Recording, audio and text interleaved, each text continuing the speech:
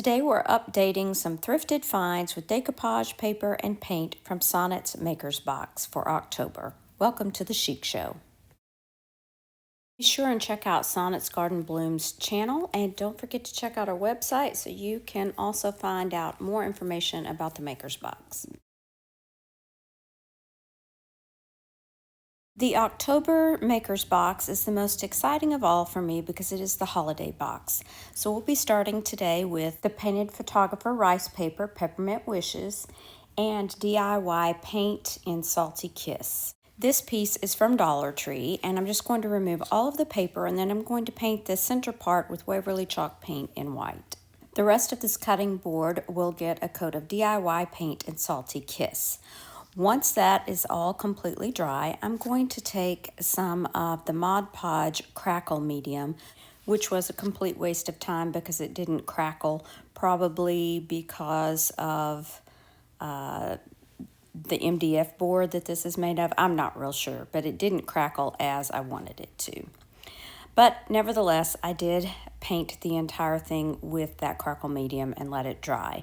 Now with the rice paper, I'm going around the edges with a wet brush and then just tearing away the edges so that I'm getting a feathered look rather than a straight line. I've placed my rice paper down where I want to decoupage it, and I'm going to spritz it with a little bit of water. This just helps remove any of the wrinkles once I have that Mod Podge down there. And I am using Mod Podge for this decoupage medium this time. And I'm just going to lift up the top and then paint a little starter strip there. And I will go over the top of the wet rice paper with my brush to smooth out any wrinkles.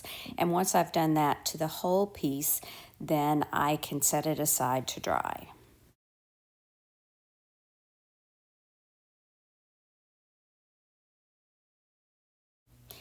Now that this is dry, I'm going to go around the edge where I put that crackle medium with some dark wax. I thought this would work. It didn't. So I don't know if it's because I didn't use paint or if it's because it was MDF board or what. But anyway, I went over it with the black wax around the edges just to give it some definition, and around over the top of the crackle medium just to give it a little more depth there as well. And to darken up that white paint just a little bit and to accent the edges of that center part and the paper, I just used my sponge that I had the wax on. I didn't add any more. I just used whatever was still left on the sponge and just went around those edges. And this is Peppermint Wishes.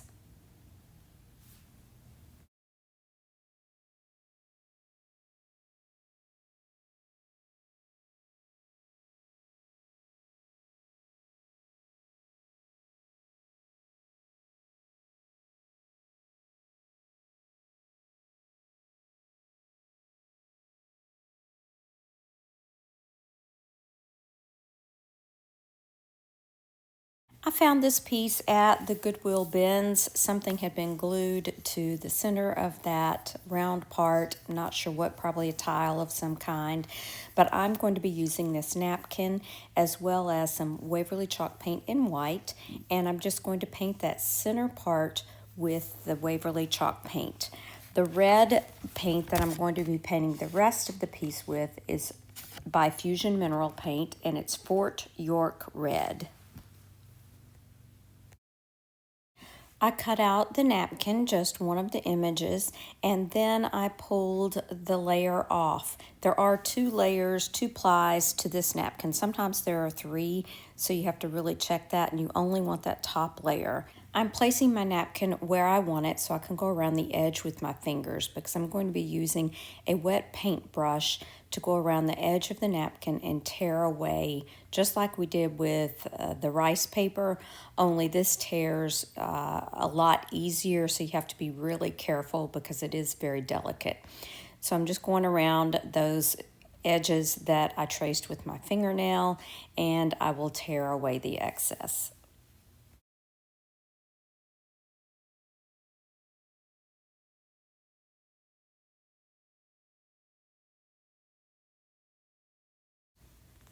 and it is a perfect fit. So I'm going to place it exactly where I want it. And then I'm going to be using liquid patina because it is a little bit thinner than Mod Podge and seems to work better for me with napkins. So again, I'm going to do that little starter strip, paint it over there, paint it on the top until my napkin is completely adhered down.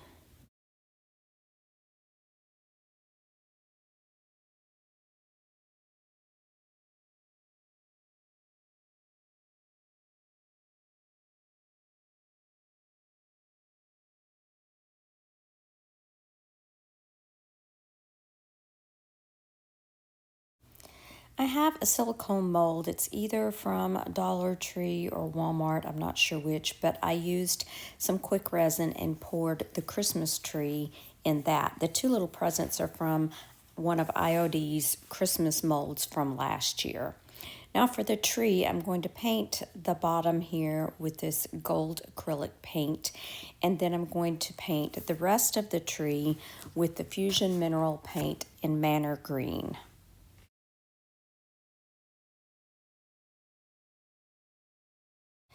I'm going to paint the ribbon on one of these little gifts with the Cardinal Red by DIY, and the other one I'm going to be using gold.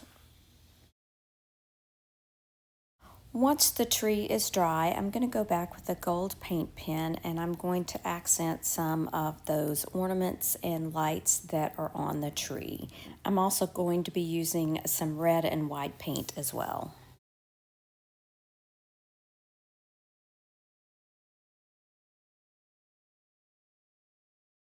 I am taking my little sanding sponge here and I'm going around all of the edges.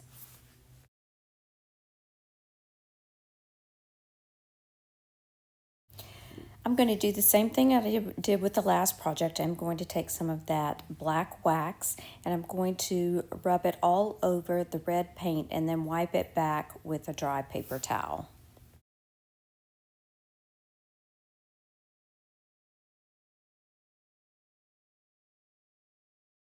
I think the black wax really helps to make the darker colors really rich and rustic.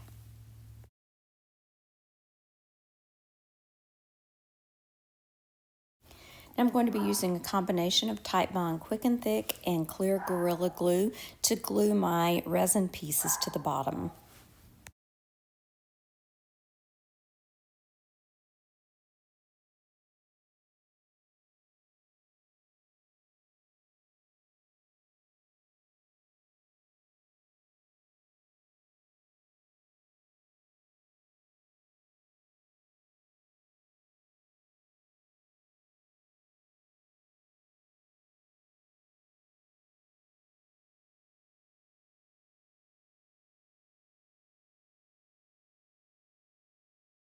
I also found this piece at the Goodwill bins. It's just a wooden box, probably had art supplies in it, but I loved that it was already red.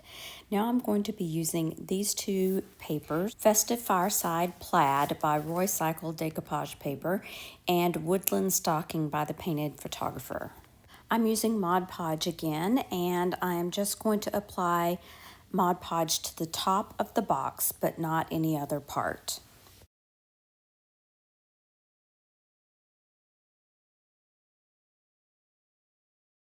I'm going to cut out the stocking and I am going to give it a fussy cut. So I'm getting as close to all the edges that I can.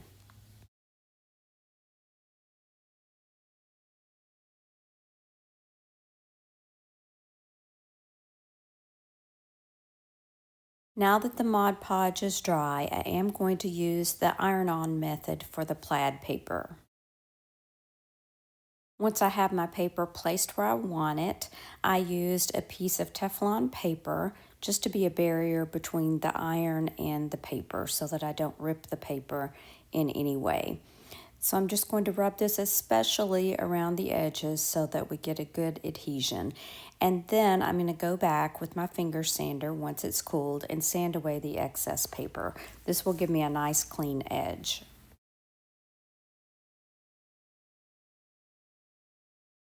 Now I'm going to place that stocking down where I want it, and I debated whether to put it this way or horizontally. And I also have this little rub-on transfer that's just a scrap piece left over from one of my, I think it was redesigned by Prima, rub-on transfers. So I'm playing with it this way, and then I decide ultimately to go horizontal with it. So once I get them placed where I want them, I'm going to start with the rub-on transfer and use my transfer tool just to rub it in place.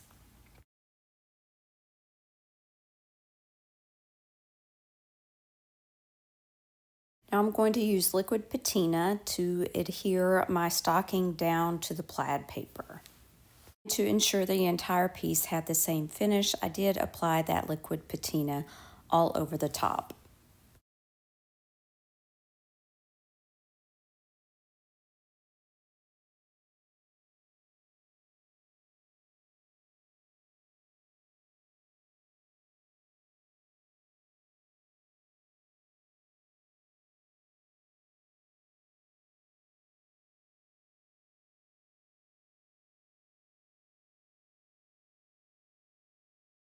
For project number 4, I'm going to be using recycled decoupage paper called Yuletide Whispers and a leather belt that I thrifted and this wood piece that I found at the Goodwill bins. It's shaped like a tag, and that's kind of what we're going to do with it. I'm going to give the top a coat of Waverly chalk paint in white.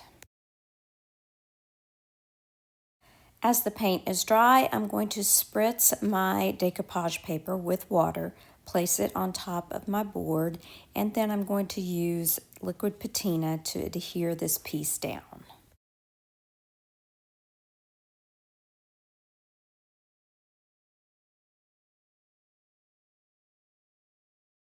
While that dries, we're going to move on to this tree. This is a resin mold that I poured from IOD's Christmas mold from a year or two ago, and I'm going to be using that Salty Kiss DIY paint, and I'm just going to be dabbing it all over this tree so that I can get in all of those nooks and crannies. Once the paint is dry, I'm going to take some dark wax and I'm just going to be working it down into that tree so that it gets down into those low-lying areas, and then I'll wipe it back with a paper towel. DIY paint does need to be sealed, and the wax will act as a sealer, but it will also darken up my tree and give it a little more depth.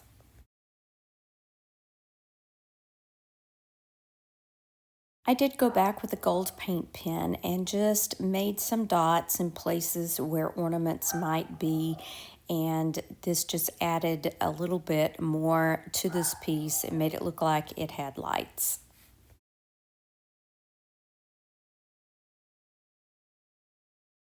Now that the decoupage paper is dry, I'm going to sand away the excess paper.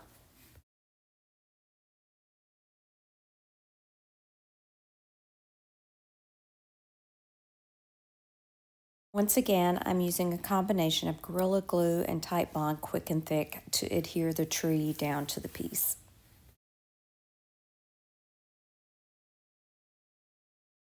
Next, I cut my belt so that I could make this a loop at the top, and the way I'm going to adhere it is not probably long term.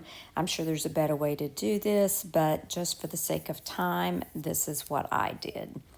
So I folded it in half, made sure that I knew exactly where I wanted it to go. I then drilled a hole through the belt and the wood piece so that I could use something to attach the pieces together. I used a little brass brad and some Tite Bond Quick and Thick and started in the back to glue this down, and then on the front I did the same thing.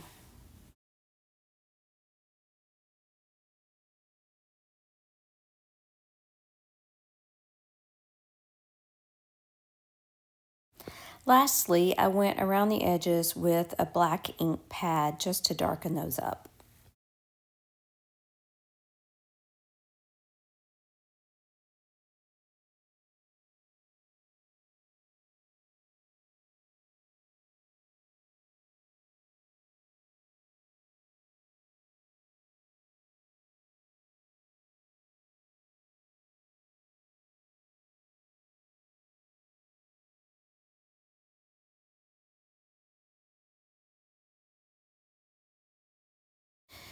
This is resin poured in one of the IOD cloche molds that I had on hand. I'll also be using Sonnet's digital press and the milk paint that was in this box. It's Little Red Wagon. Now, these digital prints are so beautiful this month, and I wanted to use Santa Claus. So I printed it out on my color printer, and I cut out the picture that I wanted, and I'm using some of that liquid patina, and I'm painting it onto the back of the mold. We're going to decoupage Santa face down onto the mold so that you can see him from the other side. Now I'm using that milk paint in Little Red Wagon, and I'm painting over the details towards the bottom of the cloche.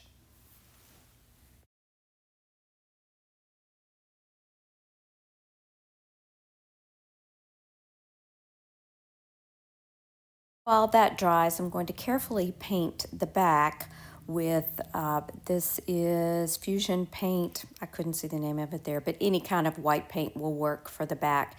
You do want to make sure the back is white when you decoupage so that those colors really show through. So I'm going to paint the back with this paint and let it dry. I took it outside and gave it a coat of clear gloss spray paint on the front so that that resin really looks clear.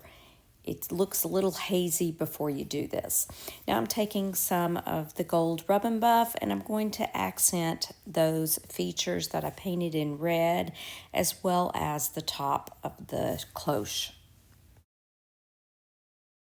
Now, to make the back a little more attractive, I'm using this piece of recycled decoupage paper from Sonnet's Maker's Box last year, and I'm just going to use some liquid patina and adhere that to the back of the cloche and cut away or sand away the excess.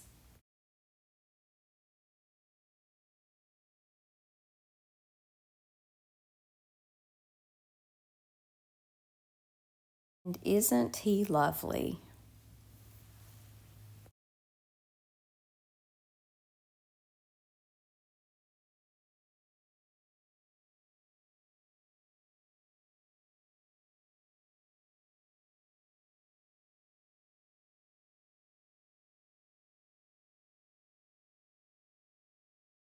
I hope you have enjoyed these Christmas crafts today using Sonnet's Maker's Box. It's amazing what a little bit of decoupage paper, glue, and paint can do for thrifted finds. I would love to know which one of these projects today was your favorite. Be sure and leave me a comment down in the comment section below. And if you haven't subscribed, I invite you to do that, as well as click that little notification bell. Go over and check out Sonnet's channel and be sure and tell her I sent you. If you're looking for more inspiration, check out this video right here. Thanks so much for watching. Remember to share the chic. Bye now.